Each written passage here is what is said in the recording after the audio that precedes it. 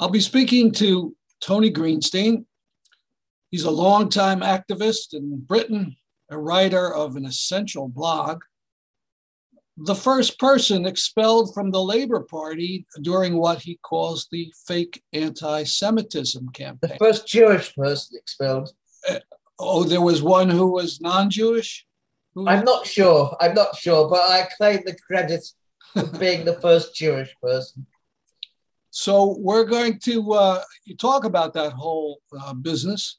Yeah. And, for years, the mainstream papers in the US have talked about this anti-Semitism problem in the Labour Party. The Israeli papers, even the liberal Haaretz has been concentrating on this. And there's been a lot of expulsions in the Labour Party for anti-Semitism. So we're going to talk to you about this. So in your blog, and let me screen share here and show the latest entry. I hope I'm going to do it right. So yes, it's in view, and you see Tony Greenstein's blog, and that's the best way to get to it. Just Google that title; it'll come right up. And he's talking about a particular member of Parliament giving an apology and a not apology. So let me get rid of the screen share. And all right, so what is that about? Let's get specific. It's about a member, my local MP, a member of the campaign group, the Socialist campaign group of MPs, who unfortunately are in need of a backbone transplant, a spine transplant. The problem is we can't get it on the National Health Service, so they're crippled in a sense.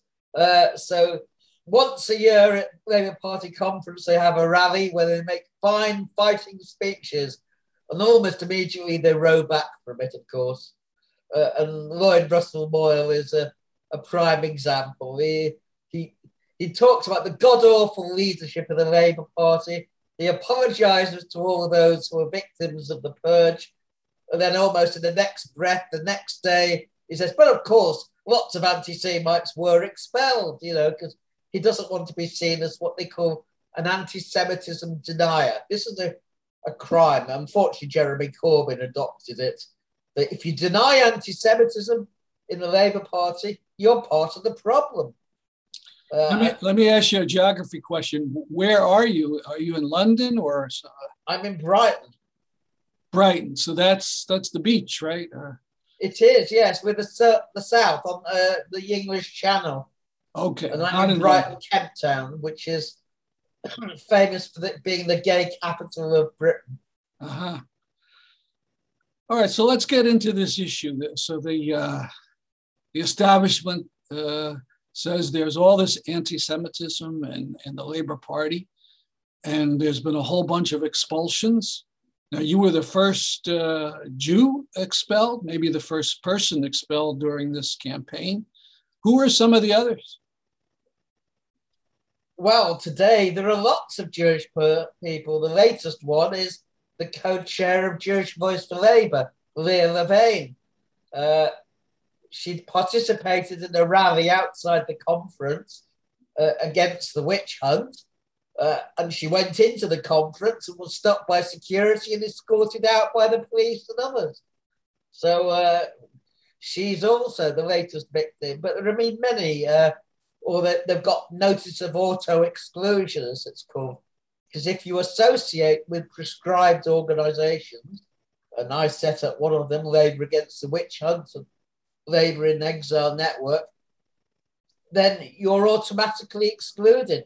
But not only if you associate them from a date of prescription, they've backdated it so that any association, however far back, is now an offence. It's quite amazing. It's contrary to all norms of jurisprudence and natural justice that what was not an offence at the time has now been retrospectively made into an offence. This is justice, and Sir Keir Starmer, who is a notable Queen's Counsel, a lawyer, a human rights lawyer, no less. So yes, the witch hunt is in full flow. Senator Joe would be proud of him. You mean Joe McCarthy in our country? Yes. I mean, it's odd. No one gets expelled from any of the parties in the United States, as far as I know. But you can't be a member of the Democrats. Don't have a membership, do they? No, not really. I mean, you could register as a Democrat that lets you vote in primaries. That's about it. Green Party, I think, has membership, but that's but the two main bourgeois parties, I don't think, have memberships, because you have a facade of democracy in essence, really, don't you? I mean, it's not a genuine participatory democracy in any real sense. But I want to get back to the expulsions. The famous filmmaker, and I don't know how to pronounce his last name. Is it Loach? Ken Loach? Yeah. Okay, he was expelled, right? Yes, well, he was auto-excluded. He was held to have expelled himself by virtue of being a patron of Labour against the witch hunt. Uh-huh. Yes, he was expelled. I mean, he is Britain's most famous, remarkable producers. Won 2 Palme d'Or awards. He's been on the scene for nearly half a century. But, I mean, producing films about social justice and speaking up about the various iniquities of capitalism is now really an expulsion offence in the Labour Party. Now, Ken Livingstone, who is the mayor of London, he was suspended, but he didn't get expelled, right? He quit. He quit. He was forced out. He would have been expelled. Mm-hmm. So he just jumped ship. And then there's Jeremy Corbyn, who was the leader of the Labour Party, who helped create a huge number of new members of the Labour Party. What is his status at the moment? Well, he's a member of the Labour Party, but he's had the whip withdrawn from being a member of the Labour group in Parliament. So he exists in a kind of purgatory, in a sense. He is and he isn't. Quite remarkable, of course. The current leader has virtually expelled from the Parliamentary Labour Party the previous leader. I mean, it's unheard of, but Corbyn is, the devil incarnate to the right. How many people, all told, have been expelled? Thousands, but we don't know the numbers. Thousands? I should imagine so, yes. Wow. Yes. And who They're has handing this? them out like confetti. Who has this power to do such a thing? Oh, David Evans and Keir Starmer. David Evans is his pliant general secretary. He's actually the eminent Grease of the Labour Party. He's a nasty Blairite who really doesn't believe in having a membership. He would just rather have a leadership without the membership. So he wants a small party which is manageable, controllable, and answerable to the call of capital as and when it calls. I mean, he's a thoroughly reprehensible character. All right, let me ask you to play devil's advocate for a moment. So what is the case that they claim, the establishment, has been making to say that there's this big anti-Semitism problem in the Labour Party? Well, it's a very good question, and I'm not sure I can provide an answer insofar as nothing is logical or coherent. In essence, what they've done is redefine Jewish identity as a Zionist identity. So being Jewish is support for Israel. So if you criticize Israel, you're anti-Semitic. It's really opposition to an identity. It's identity politics gone mad. So obviously anti-Zionist Jews are the worst anti-Semites in a sense. I mean, there's no hope for us. But, if you tweet or you post anything critical of Israel, I mean, that will give offense to a Jew, and I mean, that's beyond the pale. Of course, if it comes to Islam and Muslims, like the satanic verses controversy over Salman Rushdie, then giving offense to Muslims is perfectly fine because that's free speech, you see. But when it comes to Jews, we are different. We're exceptional, you see. And it's really, you trace it back to the Holocaust, which has become part of a kind of Western imperialist identity. All the lessons from the Holocaust are not the ones that socialists draw, You admit refugees, you have a universalist perspective, you draw anti-racist conclusions. The lesson from the Holocaust is if it happened to us, we can do it to everyone else.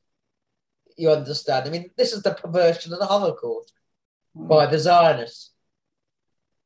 And you will know more than anyone, I'm sure, that during the Holocaust, the Zionists didn't want to know about it. It was, they had one aim, which was to build a Jewish state. They really did not want to be troubled with the travails of the Jewish diaspora, who had brought on their own tragedy on themselves. I mean, that was a Zionist belief, They stayed in the Galut. We provided them with somewhere to go. They didn't take the opportunity. They cannot complain. They were gassed and annihilated. And let's make it clear. Let's make it clear. You're saying that's the Zionist view. You're not saying that this is your view. No, of course I'm not saying it. But the Zionist view was basically, I mean, the Zionists are saying we predicted it. We said Jews do not belong outside of Palestine or Israel, and if those stubborn mules of Jews, the stiff-necked people, refuse to accept what Theodor Herzl said, they cannot complain. We told them so. All right, let's get back to your blog post. So you say there isn't an anti-Semitism problem in the Labour Party. Never has been.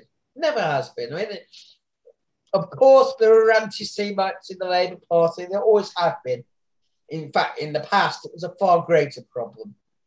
But of course, you'll find a few. It's like saying, in the Labour Party of 600,000 members with Corbyn, were there any paedophiles?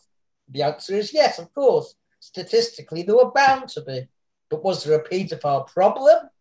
Of course not. And it's the same with anti-Semitism. Now, going away for a little bit, with these expulsions, it's not only for anti-Semitism. You weren't officially expelled for that, right? Wasn't it for rudeness or something? Yeah, I was incredibly rude about certain figures on the right. I said of Owen Jones, a particularly opportunist left columnist for The Guardian, that he was, what was it? A whore who bore the impression of the last person who sat upon him. I called Chaka Ramona and Uncle Tom, and I was equally delicate about various other figures. I called Louise Ellman, the MP for North Tel Aviv. And that was terribly anti-Semitic because it implied dual loyalty. I pointed out that during the days of South African apartheid, we called John Carlyle, who was the Tory MP for Luton North, who was a supporter of apartheid, we called him the MP for Pretoria. No one accused us of racism then, but in the case of Israel, that is definitely anti-Semitic, you understand. So the Labour Party is so worried and concerned with manners, and decorum, and rudeness. So this is socialism in the 21st century? Absolutely. Politeness is the first calling card of the Labour right. When it comes to Jews, you understand. You can be as rude as you want about black people, Muslims, and any other minority. That's accepted. That's vigorous and free speech. But Jews are a protected species, you understand. We are, in Barnaby Rain, called them the domestic pets of the ruling class. So you can't kick the ruler's dog, as it were. All right, so we've talked about what the Labour Party officials are doing, but you've referred a little bit to some of the resistance Labor Party in Exile, I think, and some other groups. Could you talk about the fight back? Yeah, yeah. I mean, there has been a vigorous fight back, not least at this conference. I mean, Keir Starmer had to bring in hundreds of renter crowd, suited and booted, on the day when he gave his speech, on the afternoon when he gave his speech, who came in, stood up at key sections and applauded. In fact, they brought in armed police who were patrolling each aisle. It was more like Nuremberg rally than a Labour Party conference. But still, delegates protested, they heckled, they showed the red card. We handed out pieces of red card to them, and they took them and they held them up. So it was clear. I mean, Starmer was heckled throughout his speech. But still, it was a pathetically long and boring speech. I mean, we watched it. We put on an alternative festival at the Rialto in Brighton. We had a whole series of speakers and events, and Not the Ford inquiry and so on. And we watched his speech, and we were falling about laughing as he kept referring to his father and mother. His father was a working class toolmaker. He didn't tell us that his father owned the factory in which he worked, but that minor detail was excluded. Mm-hmm. Now, so, yes. the party meeting, the convention passed some resolutions. It did, yes. And the one on Palestine, could you talk about that? Because that's pretty exciting. Yes, it passed a resolution. There was a right-wing resolution moved by a group called Labour First, which, condemned Hamas and terrorism and it talked about two states and so on, all that nonsense. But not one single Labour Party constituency adopted it, so it wasn't discussed. So the only thing they had was this resolution, which picked up on the Human Rights Watch and B'Tselem report and labelled Israel an apartheid state. Of course, the shadow Foreign Secretary Lisa Nandy wasted no time in disowning it. All right, but before we get to that, so I understand it was sponsored officially by Young Labour. What is that? It's the youth section of the Labour Party. They tried to suspend the chair of the Young Labour before the conference, but it ran into such a storm of protest, they withdrew it and said it was a mistake. It had been issued at about 1 o'clock in the morning. Some official had just posted out an expulsion letter, or suspension letter, I can't remember which. Jessica Barnard was her name, but they had to retract it. She'd had a really hard time. She'd been told by the General Secretary, David Evans, that Young Labour couldn't have its conference this year. And if it did have its conference, it couldn't have a speaker from Palestine Solidarity Campaign, and it certainly couldn't invite the former leader, Jeremy Corbyn.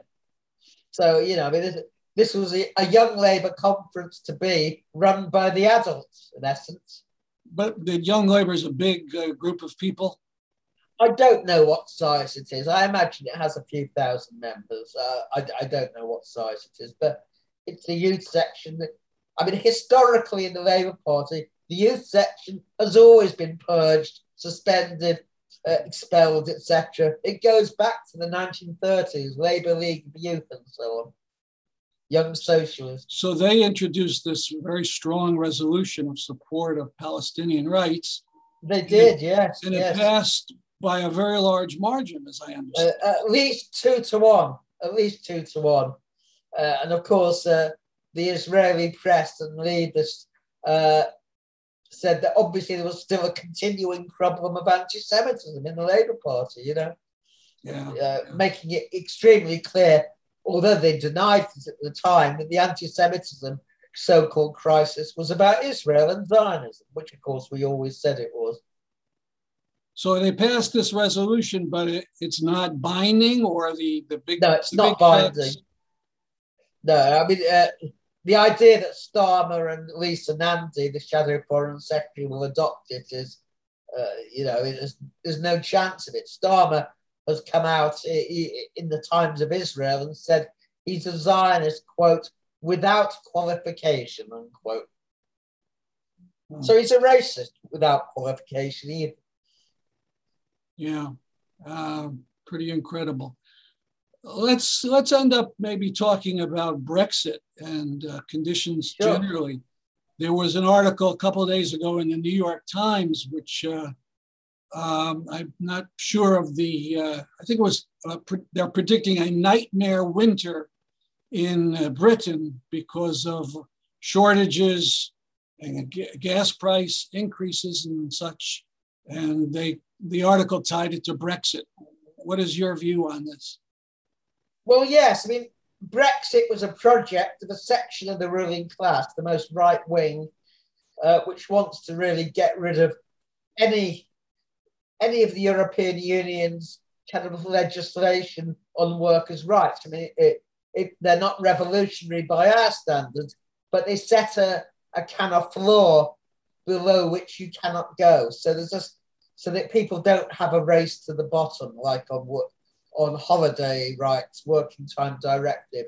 And Boris Johnson represents that section, which would like to get rid of anything like that. It's a nationalist, it's a far-right project, but unfortunately, given the state of the British working class, the lack of class struggle ever since the miners' strike and so on, it struck a popular chord. And in the referendum, Brexit was narrowly supported. And really, the chickens are coming home to roost. You cut yourself off from the biggest market in the hope that you may eventually get a trade deal with the United States, and it's bound to spell disaster. You stop free migration of labour.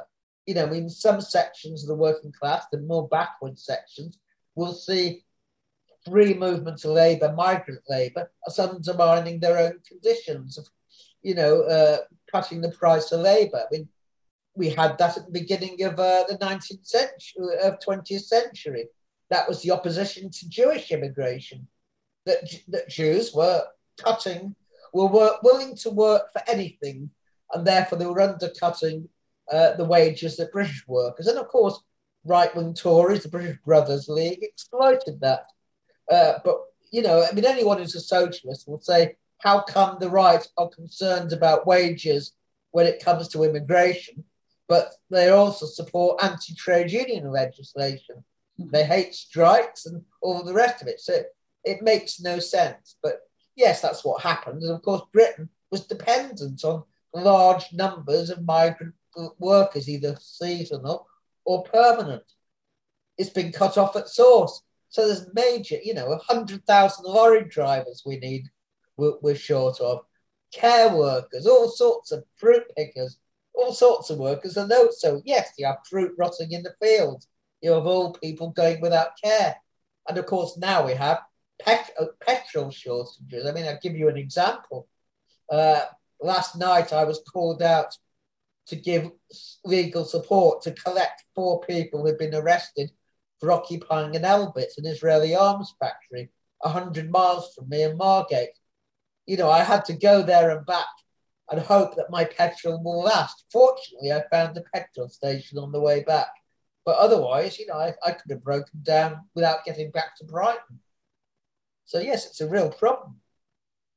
Let me conclude with this Elbit and so on. It reminded me that you had been arrested in a BDS action, if I'm right. Yes, I was the minibus driver. Unfortunately, I'm now 67, even if I don't look it. I've had a liver transplant, so I'm not physically able to clamber on roofs anymore and that kind of thing. But I can still drive a minibus, and so I drove a minibus with ladders up from Brighton to Birmingham, Walsall, I think it was, and took the protesters along to the factory. Unfortunately, we were intercepted by the police, and so yes, I was arrested and I was put in custody for a week in Birmingham prison before I got bailed. So yes, I'm on bail at the moment for this heinous crime of trying to prevent war crimes. And what was the factory? What do they make? Shenstone. It makes engines for drones. the drones which are permanently above Gaza, which from time to time fire missiles at targets, including children and civilians and families and so on. So, you know, the prevention of war crimes is now itself a crime in Britain. Uh-huh. All right, I want to thank you very much for the interview. I want to urge our viewers to Google Tony Greenstein's blog and read what he writes. And I hope we can talk again soon. Well, thank you very much for having me, Stan. Good to meet you again, and no doubt we'll meet up in the future. Take care.